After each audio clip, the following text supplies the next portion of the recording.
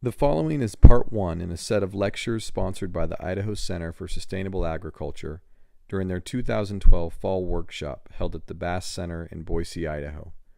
The following talk was given by Pete Pearson, who is on the board of directors for the ICSA. So my job is to start out and talk about sustainability. Now, this is one of those buzzwords that's been all over in the news. It's been really starting to get ingrained in our culture. And I'm going to tell you why I think it's important. Right now, human consumption on the planet exceeds our biocapacity by 50%. Now that's kind of scientific talk for we're using too much stuff and the planet is not growing it back faster than we use it. I'll talk about this a little more in a second, but that's one problem. The second problem is our global decline of biodiversity by 30% since 1970.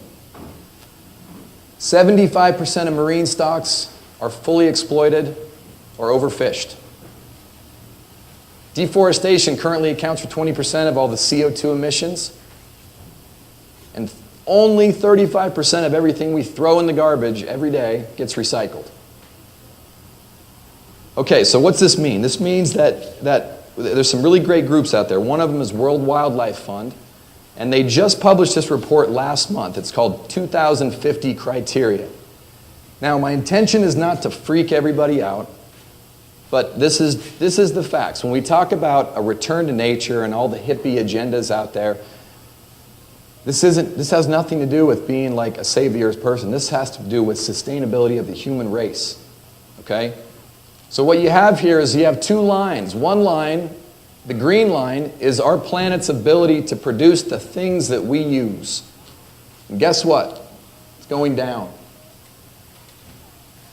Purple line is our ecological footprint. This is what we use as a species.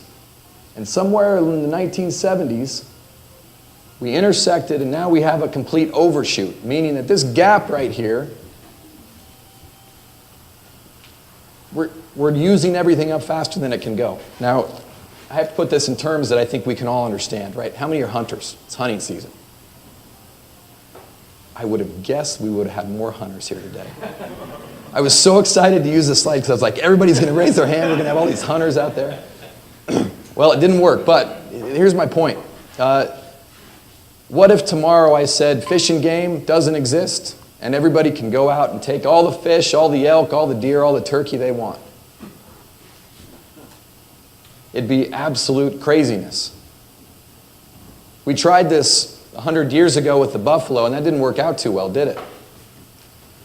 So what I'm saying here is that we are using things faster than they can be regenerated, and there isn't a lot of system or regulation in place to say, hey, we need to put the brakes on this and we need to figure out a new way of doing it. When we talk about things like soft commodities, these are the things that we need the most as human beings. It's food, fuel, and fiber. It's not iPads and iPods, it's these things, right? And what we're going to talk specifically about today is this piece right here, agriculture. Now this just shows a listing of all the different nonprofit organizations and regulatory places or entities that are now helping to regulate all of our commodities, whether it's beef, soybeans, palm oil, paper, seafood. And what we have is a critical point. If these organizations can't do it, guess what? We have to have government step in and do it. Everybody likes to say government shouldn't be doing this type of stuff. Well, if this can't take care of the job, I don't know what else is left. When we talk specifically about food, we have another problem. We need to double food production by 2050. Nitrogen pollution is a major issue in our waterways, and water shortages globally are increasing.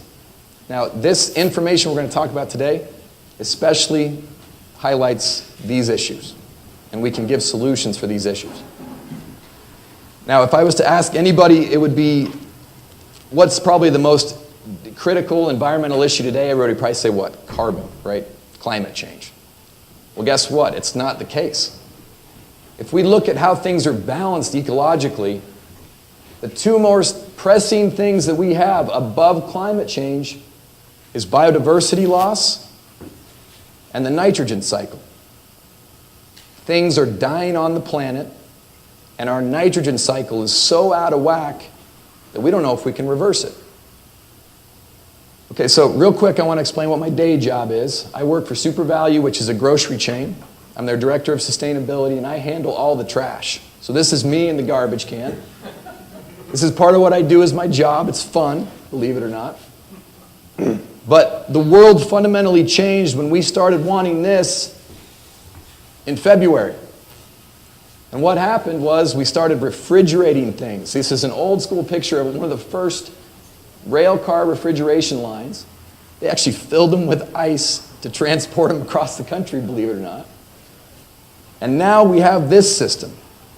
So I'm going to show you these numbers, and trust me, we're doing everything we can to change this.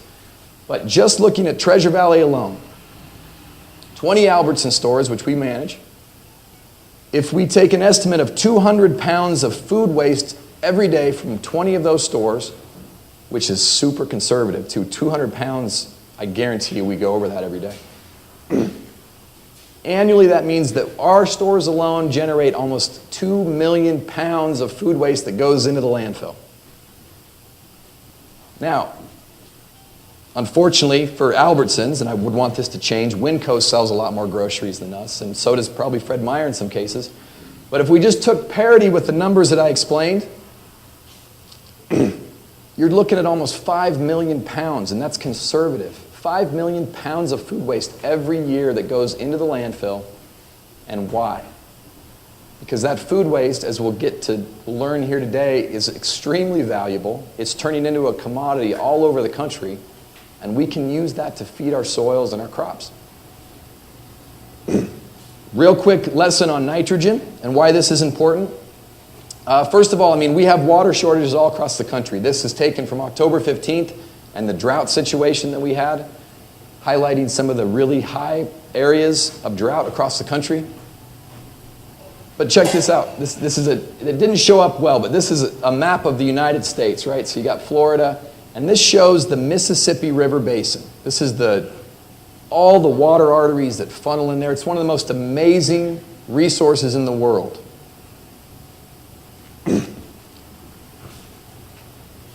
All the nitrogen that we put on our farms and that doesn't get absorbed because we got crappy soils, guess what happens to it?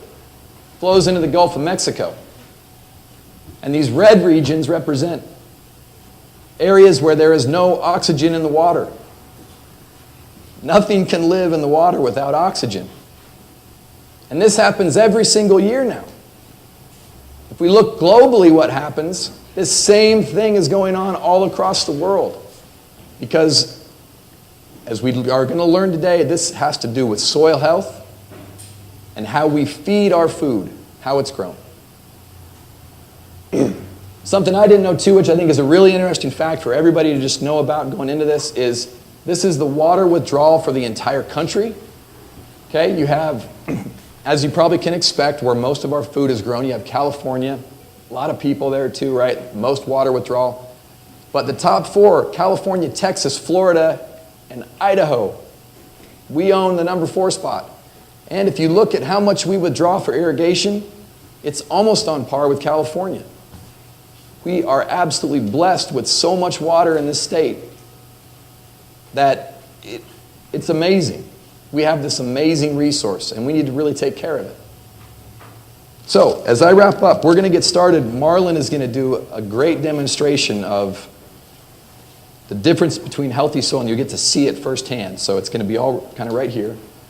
But I just want to reiterate a couple points. Even with all the doomsday talk out there and the things that I just went through, I truly believe we can still have a world if we focus on zero waste.